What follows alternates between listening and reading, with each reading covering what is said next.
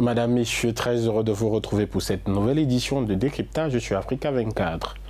Koba Groups est un projet agro-industriel ivoirien. Il a pour spécialité la production, la collecte et la transformation de matières premières agricoles. Et l'une de ses cultures phares est le riz. Dans cette nouvelle édition de Décryptage, nous recevons M. Ouattara Issoufou, opérateur agro-industriel et président du conseil d'administration de Koba Groups. Avec lui, nous parlerons des perspectives de la filière riz en Côte d'Ivoire. Pendant que de nombreux agro-industriels de la Côte d'Ivoire restent focalisés sur les cultures de rente, telles que l'anarcade et le cacao, vous faites partie de cette minorité qui s'intéresse à la culture du riz. Dites-nous, comment se porte la filière riz en Côte d'Ivoire? Oui, la filière riz, je peux vous le dire, est une filière assez prometteuse pour l'avenir. Puisqu'il s'agit de la sécurité alimentaire, vous avez raison. On a souvent dit que l'histoire de la Côte d'Ivoire repose sur l'agriculture. Mais la politique du riz est en ce moment très importante, en ce sens qu'il y a une direction en charge du riz. Dernièrement, il y avait même un ministère qui avait été créé. Bon, oui, ministère pour le riz en Côte d'Ivoire. Je peux vous le dire, sans jeter l'anathème à qui que ce soit, les ambitions du président n'ont pas été à la hauteur de cela. Donc, le ministère a été fondu au ministère de l'Agriculture. Le président veut des résultats et je pense que les résultats n'ont pas été à la hauteur de ses attentes. Peut-être qu'il n'avait pas toutes les leviers, il n'avait pas tous les leviers pour... parce que bon, il y a le fait qu'il y ait des hommes, il y a les moyens mis à la disposition des hommes. Bon, je pense que pour ma part, je dirais peut-être qu'il n'avait pas tous les leviers pour pouvoir atteindre les objectifs que le président les a fixés. Donc, irrémédiablement, il a dû refondre le ministère du riz au ministère de l'Agriculture qui aujourd'hui mène la politique du riz qui est très important en Côte d'Ivoire parce qu'on a un besoin réel et tout le monde mange du riz pratiquement. Au sein de votre entreprise agro-industrielle Koba Groups, vous avez créé une chaîne de valeur partant de la production champ à la commercialisation en passant par la transformation. Dites-nous, quelles sont vos capacités de production et quel est votre marché cible? Oui, dans la plupart de nos pays, la production elle est artisanale. Je vais vous faire une révélation. L'actuel site où la basilique de Yamoussoukro a été construite, vous avez encore quelques personnes qui sont là. À l'époque du président Houphouët-Boigny, la Côte d'Ivoire exportait du riz en Chine. Qu'est-ce qui explique qu'aujourd'hui, ces pays qui importaient du riz en Chine, exportaient du riz en Chine, importent maintenant du riz? C'est juste une question de choix politique.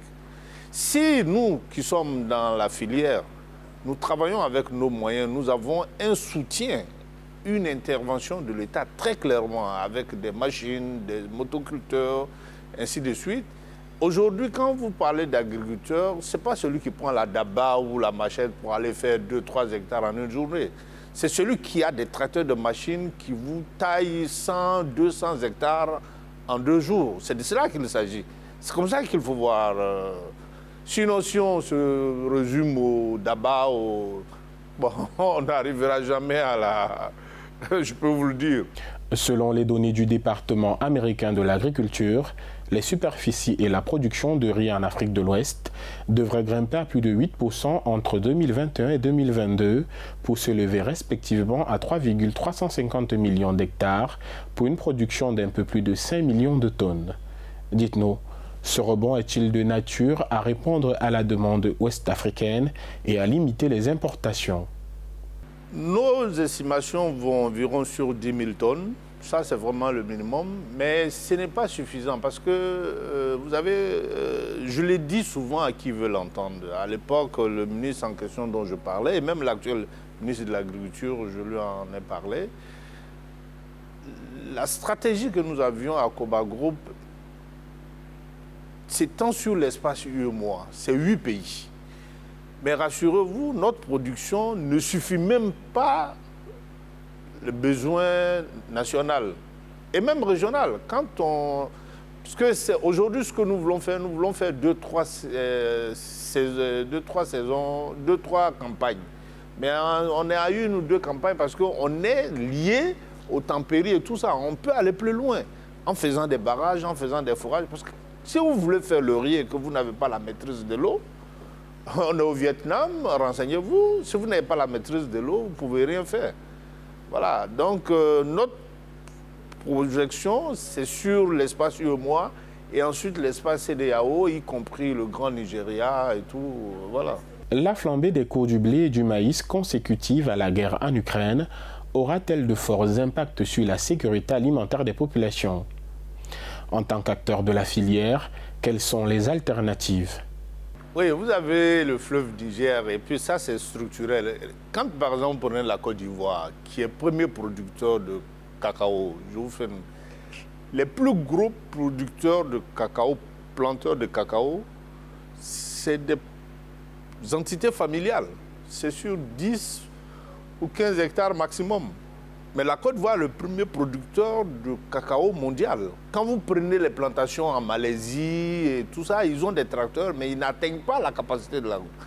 Pour revenir au riz, vous dire, justement, l'habitude ancestrale de ces personnes-là fait que, depuis tout le temps, ils maîtrisent la technique et la productivité à l'hectare est plus élevée. Voilà, il ne s'agit pas de faire... Si vous avez 1000 hectares et que vous faites 2 tonnes à l'hectare, je prends des exemples, à Sueca en Espagne ou même au Japon, vous avez la productivité à l'hectare 12-9 tonnes, c'est impressionnant. Les surfaces que nous avions, si nous allons sur cette productivité-là, et c'est possible, 10 tonnes à l'hectare, imaginez ce que ça va donner. Donc quand vous prenez les riziculteurs maliens, les riziculteurs sénégalais, l'habitude de la culture du riz leur a permis d'avoir la maîtrise de ce qu'ils font.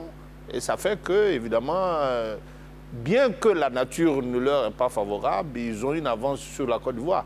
Et c'est ce que nous voulons rattraper, nous autres. Voilà, pour donner le meilleur.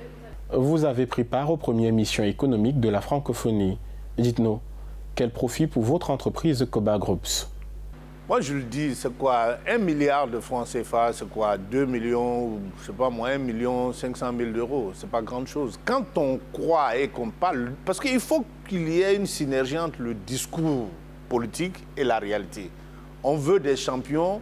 Regardez l'histoire du Nigeria, ça inspire tout le monde. Obasanjo, le président Obasanjo est un exemple. L'État peut intervenir, faire de l'interventionnisme, oui, en ayant pris les acteurs qui sont clairement identifiés pour les soutenir.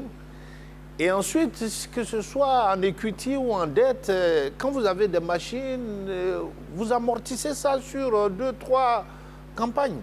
Mais si vous devez prendre votre fonds propre et payer les impôts, et payer ceci, et payer cela, et payer vos employés, tout ça, enfin, vous vous débrouillez. Je dis, j'aime le dire, vous vous débrouillez, mais vous n'irez nulle part. Vous n'irez nulle part. Merci d'avoir suivi cette édition de Décryptage. Retrouvons-nous très bientôt pour une nouvelle édition. L'actualité se poursuit sur Africa 24 et africa24tv.com.